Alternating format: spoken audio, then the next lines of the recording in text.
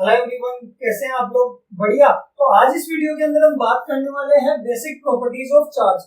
इससे पहले भी हमने चार्ज की कुछ प्रॉपर्टीज के बारे में बात की थी कि आपके पास सेम चार्ज है, लाइक चार्ज है, पॉजिटिव पॉजिटिव और नेगेटिव नेगेटिव, तो वो एक दूसरे को क्या करने वाले हैं, रिपेल करने वाले हैं। और अगर आपके पास अनलाइक चार्ज है, पॉजिटिव नेगेटिव या नेगेटिव पॉजिटिव, अपोजिट चार्ज है, तो वो एक दूसरे को क्या करने वाले हैं, अट्रैक्ट करने वाले हैं। ठीक है, तो इन प्रॉपर्टीज के अलावा भी चार्ज की कुछ प्रॉपर्टीज होती है, जिसमें सबसे पहले है first one, additivity of charge. तो एडिटिविटी ऑफ चार्ज क्या होता है कि जो चार्ज होता है वो स्केलर क्वांटिटी होती है, उसकी कोई डायरेक्शन नहीं होती, बट चार्ज क्या होता है, पॉजिटिव भी हो सकता है और नेगेटिव भी हो सकता है। तो अगर ये स्केलर क्वांटिटी है तो चार्ज का एडिशन कैसे होगा? तो चार्ज का एडिशन होता है एल्जेब्रिक एडिशन, एल्जेब्रिक सम होता है। और एल्जेब्रिक का मतलब होता है कि विद साइन हम चार्ज को क्या करते हैं, ऐड करते हैं, कि साइन के साथ सम करते हैं। ठीक है, तो देखो अगर इसके अंदर मैं बात करूं तो point charges are scalar and can be added algebraically. Algebraically का मतलब है कि जो चार्ज वो ऐड होने वाले हैं वो कैसे होने वाले हैं, विद साइन ऐड होने वाले हैं।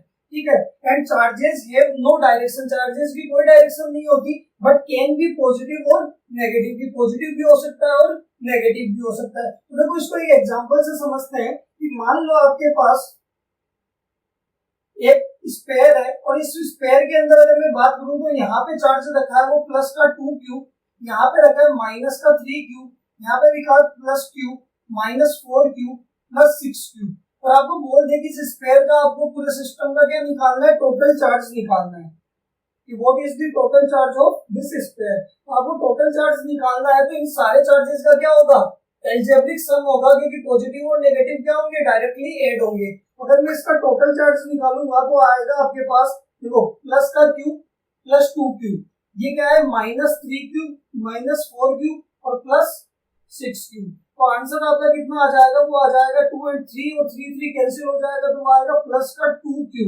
यानी इस बॉडी का टोटल चार्ज कितना है इस स्फीयर का, वो 2q है। और यहाँ पे चार्ज का कौन सा सम हुआ है, वो हुआ एल्जेब्रिक सम। क्लियर है यहाँ तक कि जब भी आपके पास चार्ज आए और आपको चार्ज को ऐड करना है तो आपको विद साइन चार्ज को क्या करना पड़ेगा, ऐड करना पड़ेगा। ठीक है, सेकंड प्रॉपर्टी की बात करते हैं, कंजर्वेशन ऑफ चार्ज की। तो सेकंड प्रॉपर्टी आपकी कंजर्वेशन ऑफ चार्ज।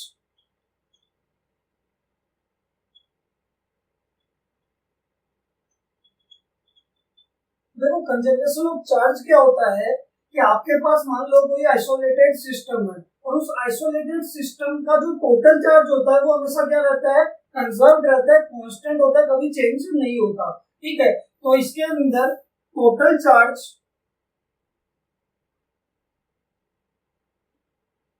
ऑफ या इन एन आइसोलेटेड सिस्टम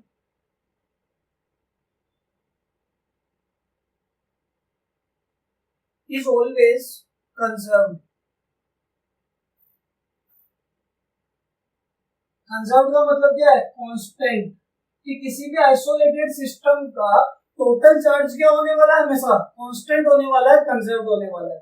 इसको एक एग्जांपल से समझते हैं कि मान लो आपके पास एक आइसोलेटेड सिस्टम है और इस आइसोलेटेड सिस्टम के अंदर बहुत सारी बॉडीज है, कि अगर हमने कंसीडर किया कि इसके अंदर 2 बॉडीज है, ए और बी, और दोनों क्या है, न्यूट्रल है। इसके अंदर अगर 6 इलेक्ट्रॉन है और 6 प्रोटॉन है तो नेट चार्ज कितना हुआ इसका, 0।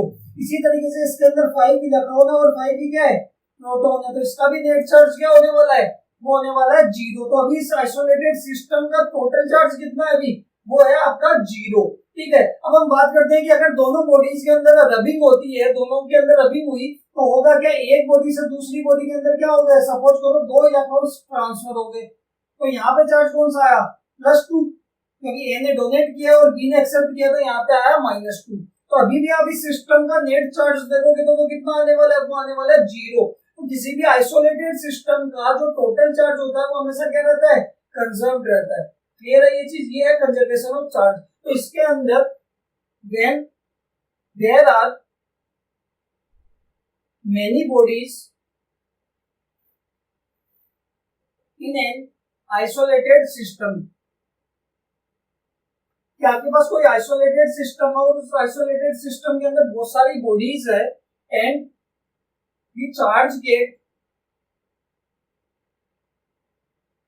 ट्रांसफर्ड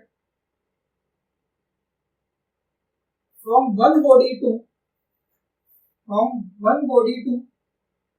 अनदर बॉडी, और चार्ज क्या हो रहा है, एक बॉडी से दूसरी बॉडी के अंदर ट्रांसफर भी हो रहा है, बट नेट चार्ज क्या रहने वाला है, net charge of the system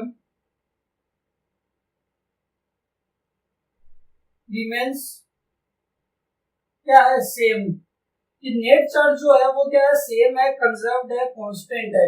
कि अगर आपके पास कोई बॉडी है और उसके अंदर क्या पहले जितना उसका चार्ज होगा और रबिंग के बाद इलेक्ट्रॉन ट्रांसफर हो गया, उसके बाद में उस सिस्टम का जो नेट चार्ज है पहले भी जीरो था और बाद में भी क्या होने वाला है, जीरो ही होने वाला है। यानी पहले जितना होगा उतना का उतना बाद में रहने वाला है। ये आपका क्या है, कंजर्वेशन ऑफ चार्ज। की चार्ज हमेशा क्या रहता है, कंजर्व्ड रहता है, कांस्टेंट रहता है, वो चेंज नहीं हो सकता। क्लियर है ये?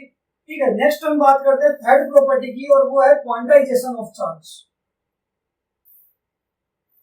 तो थर्ड प्रॉपर्टी है आपकी, वो है क्वांटाइजेशन ऑफ चार्ज।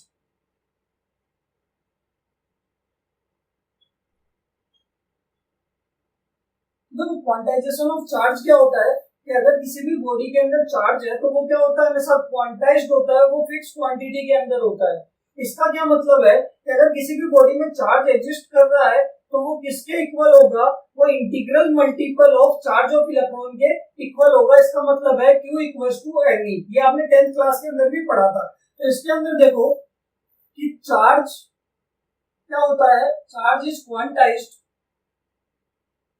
चार्ज क्या है, क्वांटाइज्ड है। और इसका मतलब है that is in a body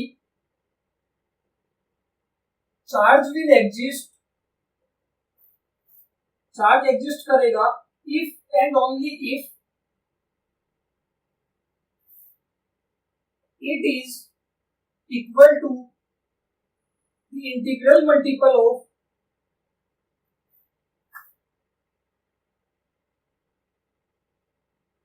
charge of electron.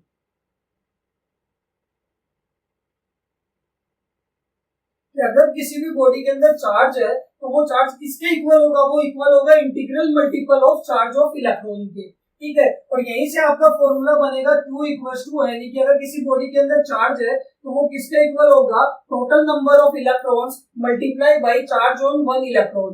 ठीक है, तो यहाँ से Q तो आपका क्या है, यहाँ पे आपका है चार्ज, एन यहाँ पे क्या है, वो है नंबर ऑफ इलेक्ट्रॉन्स की। किसी भी बॉडी में जिसमें चार्ज है उसमें कितने नंबर ऑफ इलेक्ट्रॉन्स है, और वो इलेक्ट्रॉन्स हमेशा क्या होने चाहिए, नंबर क्या होना चाहिए, वो होना चाहिए इंटीजर। क्या होना चाहिए, इंटीजर। एन की वैल्यू ना ही फ्रैक्शन में होगी और ना ही डेसिमल में होनी चाहिए। अच्छा ई क्या है यहाँ पे, तो ई है चार्ज ऑन इलेक्ट्रॉन, और इलेक्ट्रॉन के ऊपर चार्ज फिक्स होता है, वो कितना होता है 1.6 इंटू 10 की पावर -19 कूलम। तो ये आपके पास क्या है, ये है quantization of charge Q equals to Ne। ठीक है, अगर मान लो आपको सपोज करो एग्जांपल कि इसके अंदर आपको बोल दे कि find the number of electrons in 1 coulomb charge, कि आपको चार्ज की वैल्यू कितनी दे रखी है, 1 कूलम। ठीक है, और क्या निकालना है, नंबर ऑफ इलेक्ट्रॉन्स की। किसी बॉडी के अंदर चार्ज है वो 1 कूलम है, तो इसमें कितना नंबर ऑफ इलेक्ट्रॉन्स होने वाले हैं। तो यहाँ पे देखो आपको Q की वैल्यू पता है 1 कूलम, नंबर ऑफ इलेक्ट्रॉन्स निकालने हैं, और E की वैल्यू फिक्स पता है 1.6 इंटू 10 की पावर -19 कूलम। तो आपको फॉर्मूला क्या लगाओगे, Q equals to Ne। N निकालना है नंबर ऑफ इलेक्ट्रॉन्स, तो Q बाई E, और Q कितना आपका 1 कूलम, और E कितना है 1.6 इंटू 10 की पावर -19 कूलम। देखो कूलम से कूलम तो कैंसिल हो जाएगा क्योंकि नंबर क्या होता है, यूनिट लेस होता है। अब अगर आप इसको सोल्व करोगे, पॉइंट हटाऊंगा तो ऊपर 10, ये 16 और 10 की पावर क्या हो जाएगा प्लस का 19। तो नंबर ऑफ इलेक्ट्रॉन्स कितने आने वाले हैं आपके पास, वो आने वाले हैं 5/8 इंटू 10 की पावर 19, और डिवाइड करेंगे तो कितना आ जाएगा 6, 2, और ये आने वाला है 5 इंटू 10 की पावर 19 नंबर ऑफ इलेक्ट्रॉन्स। तो यहाँ पे क्या लिख सकते हो, इसको लिख सकते हो 625 इंटू 10 की पावर 16 नंबर ऑफ इलेक्ट्रॉन्स आपके पास 1 कूलम चार्ज के अंदर आने वाले हैं। तो ये आपका है क्वांटाइजेशन ऑफ चार्ज की। हमने चार्ज की 3 प्रॉपर्टीज की बात की। फर्स्ट की एडिटिविटी ऑफ चार्ज की, चार्ज का कैसा सम होता है, चार्ज का हमेशा एल्जेब्रिक सम होता है। चार्ज कैसे ऐड होता है, विद साइन ऐड होता है। सेकंड हमने बात की चार्ज हमेशा क्या रहता है, कंजर्व्ड रहता है, कंजर्वेशन ऑफ चार्ज की। और थर्ड आपके पास प्रॉपर्टी है वो है क्वांटाइजेशन ऑफ चार्ज की। अगर किसी बॉडी के अंदर चार्ज है तो वो फिक्स क्वांटिटी के अंदर किसके बराबर होगा, चार्ज होगा, वो होगा integral multiple of charge of electron के बराबर होगा, यानी Q equals to Ne। Clear है यहाँ तक, ये आपकी प्रॉपर्टीज ऑफ चार्ज। ठीक है।